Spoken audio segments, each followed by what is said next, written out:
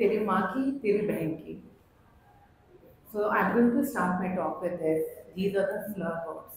Very, very popular among all youngsters. And these words are used for fun, they are used as joke, they are used as banter, they are used to just call each other, they are used to show power, they are also used to for as a language filler. Nothing wrong in that.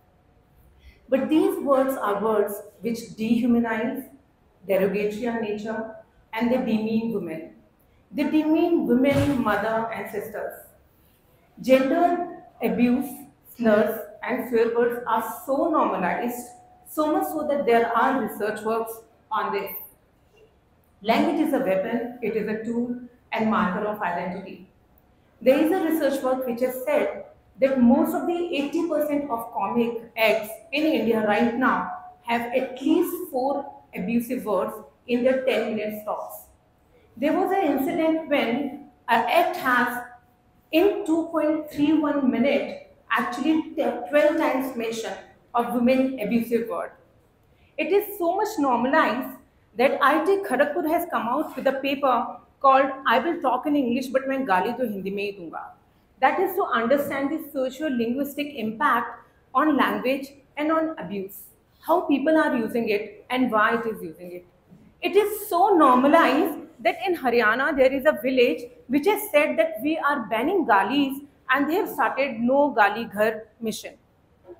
It is so normalized that there is a website which offers you not only Hindi and English words but also regional abusive language, because Hindi and English is not enough now.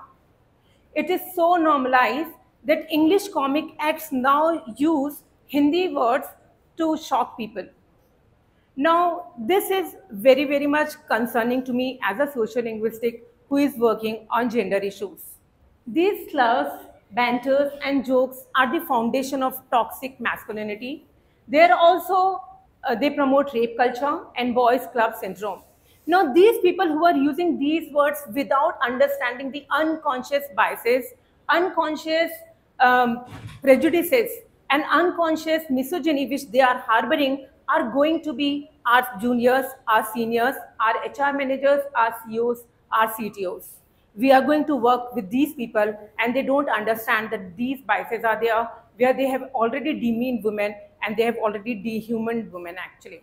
The language used for gender and language used by gender can lead to denial of jobs and progression, gender pay gap, and even sexual harassment. Today, I'm going to talk about leaky pipelines and how and why there are not enough women leaders, especially in STEM.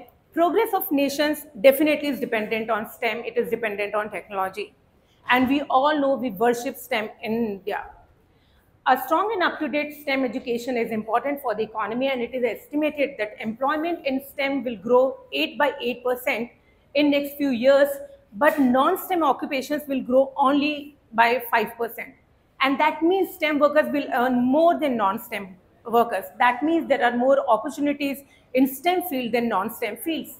It also means that we need to have representation of women, equal representation of women, whereas it is right now over-representation of men and under-representation of women in STEM. So STEM field is endocentric in nature, and this is, we all know that STEM is a very, very boys club kind of thing. One of the very, very favorite thing of me is asking people, name 5 women scientists. And today in this audience, I'm going to ask you, can you name 5 women scientists? Yes? Anyone? Yes?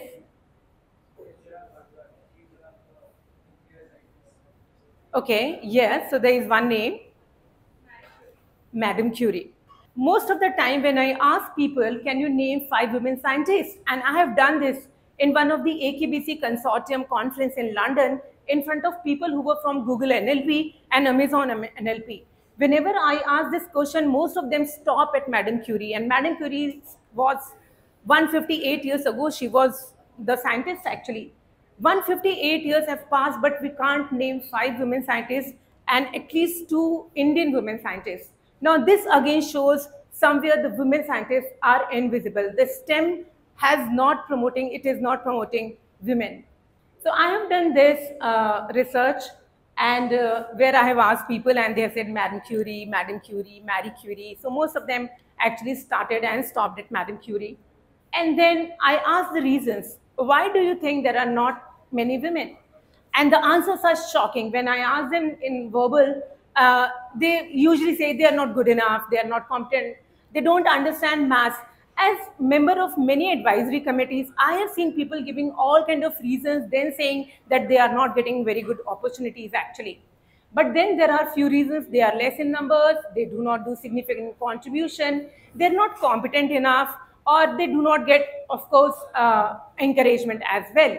So this is uh, one of the study which I am going. This is an ongoing study, and I keep on asking people, can you name at least 5 women scientists, 2 Indian and 2 from the world? So where are the leaders? Association of Indian Universities organized in 2022 a conference for women vice chancellors, and you will not believe only 7% of vice chancellors are women, and many of them are not in STEM; they are in humanities or arts colleges. And representation of women faculty in the top Indian STEM institutes ranked by NRF is only 11.24%. Out of this 11.24%, only 27% of the women actually become professors, and less than that, them become actually directors. In fact, right now at this point of time, only one IIT has got women director, and that is in Zanzibar, which is off India campus actually. None of the IITs, none of the NITs have got women director. So there was this research by Bias Watch India, where they have seen the study of participation of women speakers in total of 417 conferences and meetings, and they conducted this research in 2 phases, phase 1 and phase 2. And in phase 1, 80% of the math conferences has no women participant, no women speaker, no women researcher. And overall, 39% of all conferences had no women speakers as well. In phase 2, from 21 to March 23, of all the conferences, 26% of conferences do not have any women speakers. Again, no women researcher, no women scientists at all.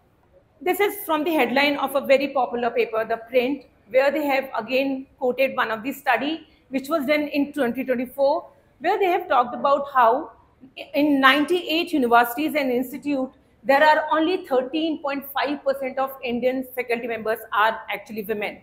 And this is a very, very dire condition. And especially in institutes like IITs, IES, etc., there are very, very less presentation of women. This is the survey again conducted by them, where you can see the red lines, they are women faculty members, and blue lines are male faculty members. And you can see it is so much androcentric in nature, so much androcentric in their attitude. This is Leaky pipeline, and this was done by Harvard. This is a Harvard project in 2017, where they have talked about how there is a leaky pipeline, and due to which females basically they lose or they drop out from their education or from the career. And they have said during the primary and the secondary period, basically most of the dropouts are because of poverty or illiteracy.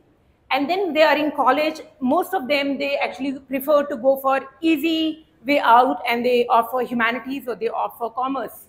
And then when they are in postdoc level or when they have started working, many of them succumb to the pressure of marriage and childbirth and taking care of the child.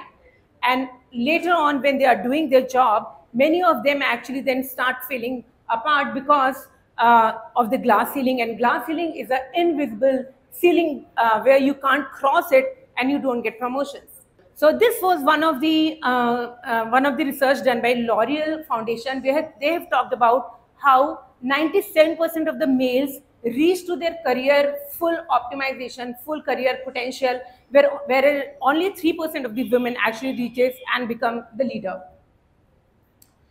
So we undervalue and undersell ourselves is one of the reason. There are institutional biases, lack of mentorship, lack of networking, and lack of systematic biases in hiring and promotions. It starts with us. I'm just very quickly going to tell you my story. This is me, 21, sitting prettily, waiting to get married. My mother wanted a boy, who is taller. Only three conditions were there. He should be taller than me, he should be in government job, and he should be taller than me. My husband is 6 feet 3 inch, and I got married when I was 23-year-old. Mother at 25, rest of the 20s and early 30s were all blurred. It was birthday parties, matching cushion with curtains, and listening to my friends how they have pinched some amount from their husband's pocket today and they are going to buy some jewelry. And I said, this is not what I want to do. And I told my mother I want to start working. She said, why don't you go out and work? I was just MA in English literature. I got playgroup teacher job for 1200 rupees, that is less than around $10 actually per month. And I started my career as a playgroup teacher in Gandhinagar. I worked for playgroup and my mother said, this is not what you are going to do for your entire life. Go for PhD and we will support you.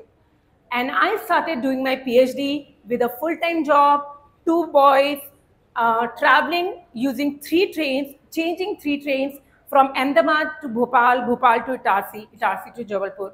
I did this for 4 years and eventually I was awarded my doctorate. Fast forward, yes, next.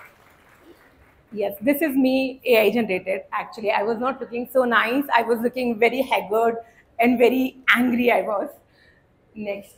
So basically things are never as good as they look. They are never as bad as they feel. Fast forward to 10 years, I am author of 5 books. I have been awarded. I sit in a lot of committees. I am the founding chair in my engineering college. I am running a lot of courses. I've introduced a lot of courses. There are 26 people reporting to me right now as chair and as head. In 2020, I said, I have to do more. I want to do more. And I applied to Oxford University for a small summer, very highly competitive summer program, and I got selected. When I was there, I was told you can actually submit a research proposal because we are going to have a competition. I said, okay, fine.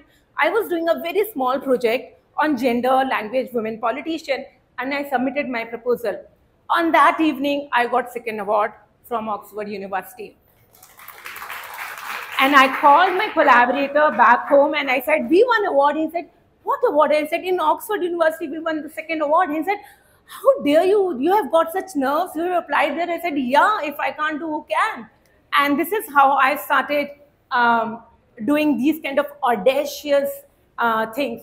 Next year, I submitted my research work in MIT and Harvard. I got accepted. Money was a problem. I asked my university and they said, okay, we will partially fund you. But still the money was not there. I wrote to MIT and said, I'm a very good researcher and you need to actually give me funding because I want to come there. I'm Oxford awarded. And they said, we don't have this kind of thing. And I said, you should start doing this. And they took a decision. They made a committee and they said, okay, fine, we are waiving off a lot of money for you. And I went to MIT and Harvard. So the thing which I have learned is you don't ask, you won't get. This June, I applied in UPenn and Stanford University without any money, without any funding. I said to UPenn, I'm a very good researcher. I said to Stanford, I'm a very good teacher. Here are the credentials, here are the awards, here is my resume, give me funding, waive off money. And they said, okay, fine, we are waiving off money, come to Stanford. I was in Stanford for 8 days for teaching learning studio. You don't ask, you won't get. You have to ask and you will get. This is my mother. And whenever I lost her to cancer in 2018, so she has not seen my audacious, arrogant, ignorant, naive rendezvous. But wherever I go, I take her sari with me and I wear that sari in that momental thing. There is a group called Sari Speak. It is on Facebook. And we are trying to normalize saris and we are trying to say that sari is a cool thing to wear. Today I'm wearing my mother's sari again. And thank you so much. So this is a sari I wore in Harvard, which she wore when she was young. This is a sari I wore. This is again my mother's sari I wore in Oxford University. And so this, so they made me cover girl. And you can see so many members are there. There are celebrities are member of this group. And I was cover girl for this thing. And a lot of people started wearing saris, wearing their mother's saris and cherishing their mother's memories as well. Because mothers are important to us. They are not abusive words. They are not dehuman people. So where and how to fix the leaking pipe? Who will fix the leaky pipe? Leaky pipe will be fixed internally and externally. It can be fixed by institutions, by having mentorship programs, by having role models. I do not have any role model. I am my own role model, basically. We need to have more role models. We need to have workplace flexibility. Right now, the workplaces are meant for husbands who are coming back to their wives with food, clean kitchen, everything taken care of. We need to have more flexible hours. We need to have clear policies of promotions. We need to have compulsory female representations in committees. We also need to have bias training. We need to employ, enable, and empower. That means giving teachers, giving women second chance when they want to come back to the career, when they want to pick up the career again, like I have done. I've taken a break, such a long break, and again I have come back to build a career. What we can do inside from the leaking pipe. These are my boys, by the way. They are 25 and 24 right now. Have coping mechanisms, have people supporting you, have helping hands, order from Swiggy, Zomato, order food. Don't feel guilt, don't regret at all. Don't wait for validation from other people. Don't wait. Everyone is lost. Everyone is insecure. Be celebrate what you are becoming. Life shrinks and expands in proportion to one's courage, have bravery, have audacity, have ignorance. Be the last woman standing always. Thank you so much.